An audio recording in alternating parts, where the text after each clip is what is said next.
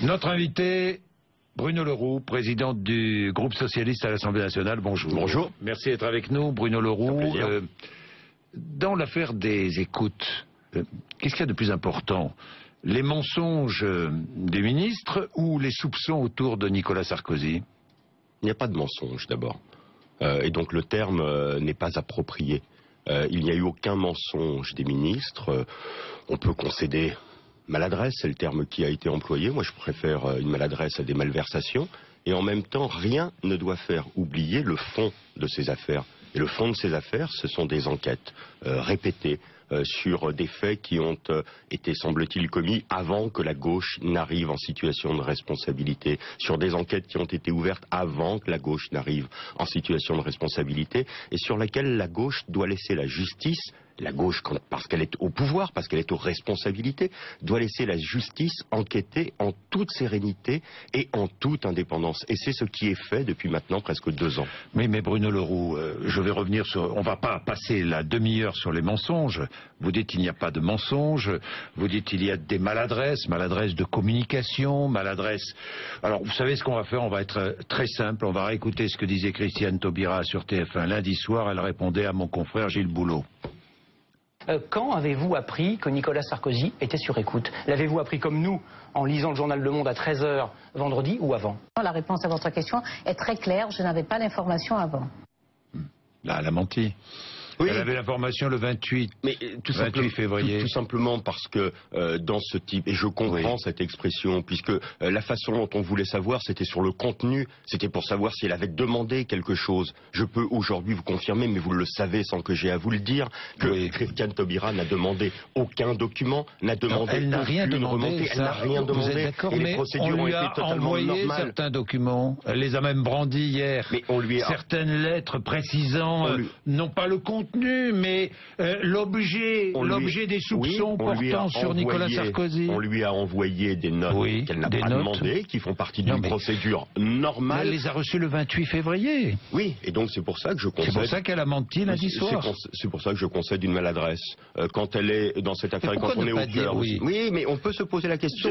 Non, mais Bruno Le Roux, je ne vais pas faire de polémique. Je vous pose simplement la question. Pourquoi est-ce qu'un responsable politique, quel qu'il soit, de gauche, de droite ou d'ailleurs, n'arrive pas à parfois dire, ben oui, j'ai eu ces documents le 28, je les avais en main, ces documents, mais je ne veux pas savoir ce qu'il y a dans l'enquête, je laisse aux juges le soin de faire leur travail. Je vais vous le dire et je le regrette, c'est parce qu'elle a très certainement considéré à ce moment de l'affaire que dire qu'elle avait eu cette note qui aurait semblé normale sur le fonctionnement de la justice aurait été considérée comme l'ayant demandé, comme ayant eu accès aux choses, comme ayant pu instrumentaliser toutes choses dont on avait l'habitude auparavant. Et c'est pour ça que je concède une maladresse dans la façon dont il y a pu y avoir une expression. Mais enfin, qu'est cette maladresse par rapport aux malversations dont il est question aujourd'hui et sur lesquelles la justice doit pouvoir enquêter? Je vais y revenir. Et c'est bien pour ça que tout le bruit qui est fait depuis maintenant plusieurs jours n'a qu'une seule dimension en fin de compte. Essayez de disqualifier la justice. Essayez de la disqualifier. Essayez de disqualifier la justice. Essayez de l'empêcher. C'est un écran de fumée. Je l'ai dit, c'est un écran de fumée, d'ailleurs c'est un écran de fumée commode. D'abord pour M. Copé, chacun peut comprendre que dans la période, il aime que l'on parle d'autre chose que de lui-même, que de ce qui peut lui être reproché. C'est pour ça qu'il en fait tous les jours. Mais il en fait quand même tous les jours plusieurs tonnes sur ces affaires, alors qu'il n'y a pas motif que la justice, et d'ailleurs personne n'a pu amener une seule fois une expression d'un dysfonctionnement dans la façon dont la justice a opéré. Et si la garde des Sceaux a eu à connaître cette note, c'est bien parce qu'elle n'a pas eu à connaître auparavant les écoutes qui ont été faites dans le cadre d'une première enquête qui est antérieure même à l'arrivée de la garde des Sceaux au ministère de la Justice, Christiane Taubira. Et donc, il y a un fonctionnement tout à fait normal de la justice. Moi, je m'en félicite. Et je trouve aujourd'hui que tout ce qui est dit depuis plusieurs jours n'a que peu de rapport avec la réalité des choses, qui est les faits graves qui sont présumés reprochés à M. Sarkozy. Bien, je vais revenir sur les faits graves, mais je voudrais terminer avec ça. Tout de même, Christiane Taubira donc n'a pas dit la vérité. Je vais oublier le mot mensonge, n'a pas dit la vérité lundi soir. Le Premier ministre n'a pas dit la vérité vendredi dernier, il est obligé de la dire mardi soir.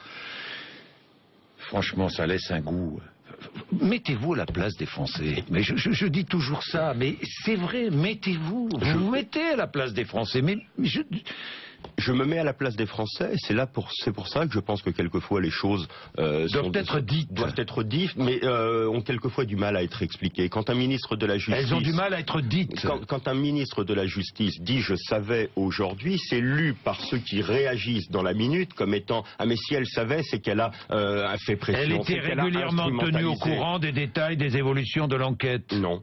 Non? Non. Ah bon? Non, elle a été tenue au détail de l'ouverture d'une nouvelle enquête. Elle n'était pas tenue au détail, elle ne connaissait pas la façon dont la première enquête se déroulait, et c'est bien normal, car les juges d'instruction doivent pouvoir agir de façon totalement indépendante. Elle a eu une note qui lui est remontée à l'ouverture d'une nouvelle enquête, dans un cadre qui est un cadre nouveau. Auparavant, on demandait à ce que les PV remontent, par exemple. Aujourd'hui, les PV, ils ne remontent plus au ministre de la Justice. C'est interdit qu'ils remontent. Et donc, il y a une note qui lui est arrivée venant du procureur financier sur l'ouverture d'une nouvelle enquête, et c'est là qu'elle a eu connaissance de ce qui avait été fait auparavant. Et en aucun cas, elle n'a sollicité de note, et en aucun cas, elle n'a voulu se tenir au courant des choses. Dans cette note, il est fait état des soupçons sur Nicolas Sarkozy. Je ne le sais pas, je n'ai pas vu. Moi, je l'ai lu, la note. Mais c'est une note, là encore, je l'ai lu. Mais c'est une note qui a été faite par un magistrat, qui a été faite... Qui a été envoyée à la garde des Sceaux, la direction, qui a été envoyée à la garde des Sceaux. Mais c'est une note qu'elle n'a pas sollicitée. C'est une note qui la tient au courant. Mais elle l'a eue sur son bureau. C'est une note qu'elle a eue sur son bureau, c'est une note qu'elle n'a pas sollicitée, c'est une note qui n'a entraîné absolument aucune consigne de sa part. On est là sur un fonctionnement, tout ce qu'il y a de plus normal. Et si demain je vous disais, mais la ministre de la Justice, elle ne reçoit rien, elle n'est pas tenue au courant, elle n'est pas capable de répondre à l'Assemblée aux questions des parlementaires, elle n'est pas capable de veiller à ce que la politique pénale soit mise en œuvre sur le territoire, mais vous me diriez à quoi ça sert d'avoir une ministre de la Justice si elle n'est au courant de rien? Eh bien là, elle est au courant des procédures au moment où elle a à les connaître, elle ne les sollicite pas et elle n'en fait pas usage derrière pour diriger le cours de la justice. C'est quand même un changement notable par rapport à ce qu'on a pu connaître. Pour résumer, elle a été prévenue le 26 février, c'est ce qu'affirme le procureur général de Paris, elle n'intervient pas, d'accord, mais elle était informée. Bien, le ministre de l'Intérieur dit, lui, moi, je ne sais rien, j'ai tout appris par la presse. Mais est-ce crédible? C'est normal et c'est rassurant. Je ne souhaite même pas que ce soit crédible. Je souhaite que ce soit crédible. Oui, mais moi je dis que c'est normal et que c'est rassurant. Et donc la question, ce n'est pas crédible. Il est mal informé, non? Non. Le ministre de l'Intérieur, il est chargé de la sécurité des Français. Il est chargé de faire en sorte que dans mes cités à Saint-Ouen, on arrive à éradiquer le commerce de drogue. Il n'est pas là, et quand les policiers interviennent pour faire des écoutes, c'est sous le contrôle de la justice, sous le contrôle de la ministre de la Justice et des services de la justice, et pas du ministre de l'Intérieur. Et donc il est bien, on a été trop habitués à l'absence de séparation ces dernières années, avec un certain nombre de ministres de l'Intérieur qui cultivaient le côté barbouze, à vouloir tout savoir et à se tenir au courant. Mais je pense à un certain nombre de ceux qui nous ont précédés. Enfin, il suffit de penser de M. Pasqua à ceux qui nous ont précédés. Il y avait les ministres de l'Intérieur à qui on demandait tous les matins un certain nombre de comptes sur ce qui se passait dans le pays, l'officiel et le non-officiel. Eh bien aujourd'hui, avoir un ministère de l'Intérieur qui dit, à partir du moment où la police travaille sous la responsabilité du ministre de la Justice dans des enquêtes judiciaires, je n'ai pas à connaître ce qui se passe, ça me semble rassurant. Donc si j'ai bien compris, il ne savait pas, il ne savait rien. Mais c'est ce qu'il a dit. C'est ce qu'il a dit. Et moi je n'ai aucune raison de ne pas le croire. Vous le croyez? Mais bien entendu, j'ai toutes les raisons de le croire. Très bien, très bien. Et François Hollande savait depuis le 4 mars, c'est ça, hein, si j'ai bien compris. Si j'ai bien écouté, là aussi, encore, depuis le 4 mars. Je n'ai là-dessus pas de confirmation à vous donner, mais en tout cas... C'est ce qu'a dit Manuel Valls. Mais en tout cas, si le président de la République savait, il ne savait que ce qui était remonté par le canal normal du ministère de la Justice à la garde des Sceaux. Bien. Les soupçons concernant Nicolas Sarkozy, il a été écouté, ça vous paraît logique qu'on l'ait placé sur écoute? Je ne veux pas, moi, juger des procédures qui ont été décidées par des juges d'instruction. Si les juges d'instruction pensent qu'il est nécessaire de mettre sur écoute quelqu'un, ils le font valoir dans leurs procédures, et ensuite ça peut être débattu, ça peut être de façon contradictoire mis en cause. Donc c'est un acte de procédure. Conversation entre Nicolas Sarkozy et son avocat, maître Herzog, sur une ligne téléphonique ouverte sous un faux nom. Vous avez une ligne téléphonique ouverte sous un faux nom, monsieur Jourdain? C'est quoi? C'est de lui usurpation d'identité? Mais je ne sais pas, mais vous n'en éprouvez pas le besoin? Non. Moi, je n'en éprouve pas le besoin non plus. Pourquoi en éprouve-t-il le besoin, selon vous? Eh bien, c'est une question que je veux poser, et c'est une question que je pose publiquement. Comment, quand on est un responsable politique, un ancien président de la République, éprouve-t-on le besoin d'ouvrir une ligne téléphonique sous un faux nom? Vous savez, la dernière fois que j'ai entendu parler de ça, c'était les dealers de la cité Cordon, en face de chez moi, à Saint-Ouen, dont la police me disait qu'ils ouvraient un certain nombre de lignes pour avoir des communications talkie-walkie sécurisées avec un certain nombre. Voilà la dernière fois que j'ai entendu parler de l'ouverture d'une ligne téléphonique sous un faux nom. Et donc ça, c'est une question. Ça signifie quoi, selon vous? Mais ça signifie qu'il y avait une volonté de cacher. Alors peut-être était-il au courant? Peut-être avait-il été mis au courant? Je ne sais pas, je formule ici des hypothèses. De cacher quoi? De cacher quoi? Mais quand on veut prendre une ligne sous un faux nom, c'est que l'on a envie d'avoir des conversations qui soient des conversations que personne ne pourra remonter, qu'on a un numéro dont on ne veut pas qu'il soit connu. Est-ce qu'on ne veut pas qu'il soit connu de ceux qui sont à côté de vous ou d'autres? Que voulait-il savoir? Je n'en sais rien, mais c'est au juge de lui poser la question. Et c'est à cela qu'il doit faire. J'ai vu dans la note toute liberté. J'ai vu dans les notes brandies par Christiane Taubira le rôle joué par Gilbert Azibert, magistrat à la Cour de cassation. Il y a un trafic d'influence qui aujourd'hui, d'après ce que je lis, est présumé. Vous l'avez lu par les juges. aussi? Eh bien, mais Christiane Taubira je l'ai lu dans la presse, mais quelle est la question qui est posée? Est-ce que la question c'est de savoir, ou est-ce que la question c'est d'empêcher les juges de travailler? Est-ce que la question c'est de savoir, ou la question c'est de leur demander de faire des choses? Les juges peuvent travailler en toute indépendance. Mais les choses ne sont... D'un côté les juges travaillent en toute indépendance. Mais monsieur Bourdin, ce n'est pas vous ni moi qui diront que les choses sont claires ou pas. C'est les juges qui feront à la fin de leur instruction, qui rendront un avis, qui rendront un certain nombre de conclusions, et qui ensuite, de façon contradictoire, les droits de la défense s'exerceront. C'est comme ça que se passent les choses. Mais quand on dit la vérité, les choses ne sont-elles pas plus claires? Mais on la cherche, la vérité, aujourd'hui. Et ça serait beaucoup plus facile que M. Sarkozy sur beaucoup d'affaires. Vous avez des soupçons?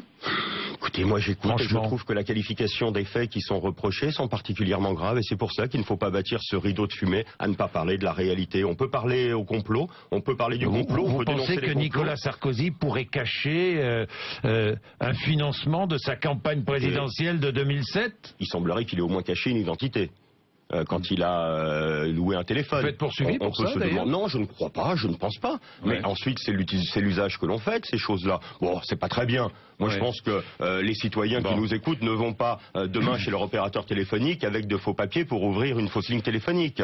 Bon, c'est quand même quelque chose sur lequel on peut s'accorder. Et donc, il n'y a pas, suivant ce vieux dicton populaire, de fumée sans feu. Eh bien, moi, je souhaite que ce soit à la justice, et uniquement à elle, d'enquêter sur ces choses-là. Alors, pour terminer, Jean-François Copé appelle les Français à ne pas se faire avoir par un gouvernement aux abois qu'il soupçonne d'avoir contribué à violer le secret de l'instruction.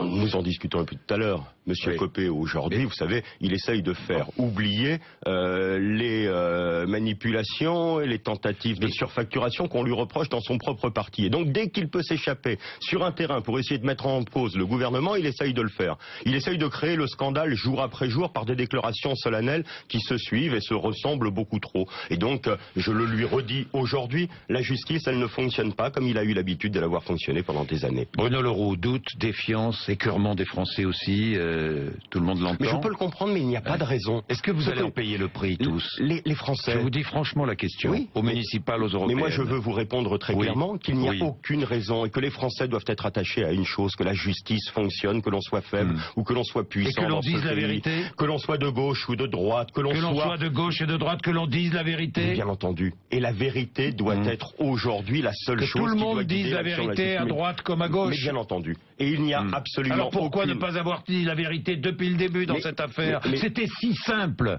Bruno Leroux, vous le savez bien. Mais nous en revenons à notre point de départ. Mais oui, malheureusement. Et c'est là que je veux bien concéder une maladresse que je ne mets pas avec un signe d'égalité face aux malversations qui sont aujourd'hui en instruction par la justice. Est-ce que le remaniement s'impose? Moi, je n'ai jamais pensé que le remaniement était pas tout de suite, mais après les municipales. Je n'ai jamais pensé que le remaniement était autre chose aujourd'hui que supputation de journalistes pour essayer de trouver le motif. Je ne pense pas qu'il y ait un remaniement nécessaire. Le gouvernement doit rester ce qu'il est avec le nombre de ministres qu'il a. J'ai plaidé le resserrement il y a plus d'un an déjà. Donc vous le plaidez toujours. Ça n'avait pas été fait. Je trouve toujours que c'est une bonne idée. Mais enfin, aujourd'hui, je suis mobilisé sur le pacte de responsabilité et pas sur le remaniement du gouvernement. D'ailleurs, sur le pacte pacte de responsabilité, je pense pouvoir, devoir jouer un rôle. Je n'en exerce que très peu sur le remaniement. Bon, alors on va parler du pacte de responsabilité, Bruno Le Roux, et notamment de la baisse des charges sur les bas salaires. Parce que plusieurs économistes nous disent que c'est la bonne solution. Il va y avoir des aides accordées aux entreprises, ça y est, elles sont en route. Fin mars, on en saura un peu plus. Est-ce que vous plaidez, est-ce que vous dites ce matin, il faut baisser les charges sur les bas salaires? Écoutez, la discussion se fait, mais je trouve que c'est une belle idée.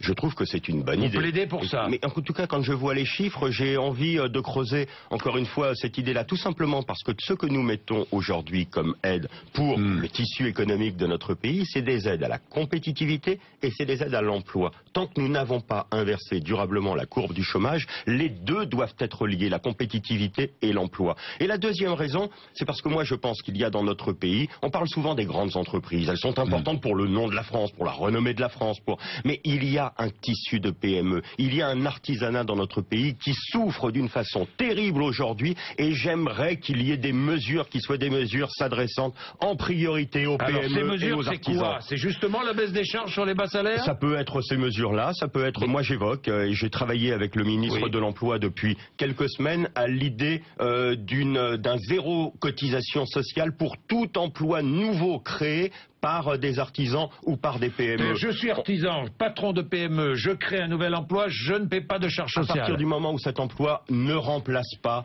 un emploi existant et donc est véritablement un emploi supplémentaire, à partir du moment où il enlève quelqu'un du chômage, Pendant combien de temps je ne paierai pas de charges sociales? Il faut éviter les effets d'aubaine. Donc moi j'ai donné au ministre de l'Emploi la durée de 3 années. On peut bien entendu en discuter. J'observe que même si bien entendu je ne suis pas fan de tout ce que fait Monsieur Rajoy, mais Monsieur Rajoy a mis en place un forfait social en Espagne pour les nouveaux emplois, 100 € pour un nouvel emploi. Peut-être devrait-on en arriver là, mais en tout cas... Est-ce que le gouvernement est sur cette piste-là aussi? Je souhaite, moi, et je continue à dire... Vous souhaitez, mais... oui, mais attendez, les décisions sont en train, les discussions sont en train de se faire.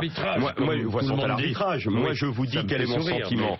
Mon sentiment est qu'il faut des mesures qui sont des mesures fortes pour le tissu de PME, les tissus d'artisans de notre pays. Donc avant tout, mais le MEDEF n'en veut pas, pardon de vous le dire, mais le MEDEF ne veut pas de cette solution. Le MEDEF, vous savez, il représente souvent beaucoup trop les grandes entreprises. Moi, j'y suis attentif, je les reçois régulièrement. Je sais qu'aujourd'hui, dans la compétition internationale, elles ont un certain nombre de difficultés. Donc je suis pour que nous essayions de les régler avec eux. Mais quand j'entends Monsieur Gattaz dire « Ah oui, on a discuté avec les syndicats, mais en fin de compte, on fait ce que l'on veut des aides qui vont nous être données, et ça pourra aller aux dividendes. » J'ai envie de lui dire des choses simples. Mettons-nous ensemble, et si vous voulez avancer, Monsieur Gattaz, ça veut dire qu'il faut mettre la compétitivité des entreprises. Et là, je vous donne un gage, mais que de votre côté, vous devez mettre l'emploi au cœur de tout. Et dites de façon claire qu'il ne peut pas y avoir de dividendes sans pouvoir d'achat. Et que le temps de la distribution des dividendes devra être le temps du pouvoir d'achat pour les salariés. Et à partir du moment où on peut se mettre d'accord là-dessus, et je pense qu'on peut se mettre d'accord là-dessus avec Monsieur Gattaz, alors les choses deviennent plus vite compréhensibles pour les Français parce qu'on va dans le même sens. Alors Bruno Le Roux, on aide les PME et les artisans, donc on est bien d'accord, baisse des charges et baisse des impôts aussi parallèlement, parce que je me souviens de la promesse de François Hollande quand même, hein. Il avait bien expliqué que l'impôt sur les sociétés payé par les sociétés était trop important, 38% en France, qu'il fallait le baisser, et notamment baisser prioritairement les impôts des PME. Tout à fait. On n'a rien vu depuis 2 ans. D'abord parce que nous sommes, vous le savez, dans une situation de crise, et qu'il faut sortir, il faut redresser le pays, et que tout le monde a été mis à contribution, pas simplement les Français, mais aussi les entreprises, que nous avons, là encore, introduit plus de justice, nous avons rapproché le taux d'imposition réel payé par les PME et les grandes entreprises. Vous n'avez pas échappé ces dernières années que les grandes entreprises arrivaient à échapper beaucoup trop facilement à l'impôt. Les PME, elles le payaient plein pot. On a réussi à faire en sorte que les choses puissent se retrouver. Moi, je plaide bien entendu pour que, dès que cela sera possible, il y a un groupe sur la fiscalité des entreprises qui a été installé par le Premier ministre, un groupe sur la fiscalité des ménages. Je souhaite bien entendu pour que, dès que nous en ayons la possibilité, nous puissions baisser, comme le président de la République s'y est engagé dans sa campagne, le taux d'impôt sur les sociétés, notamment pour les PME et notamment pour celles qui réinvestissent. Et c'est là que la question de la redistribution est importante. Quand on réinvestit dans l'entreprise, quand on investit dans l'entreprise, quand on protège le pouvoir d'achat des salariés, on doit être aidé. Merci Bruno Le Roux, 8h56. Merci.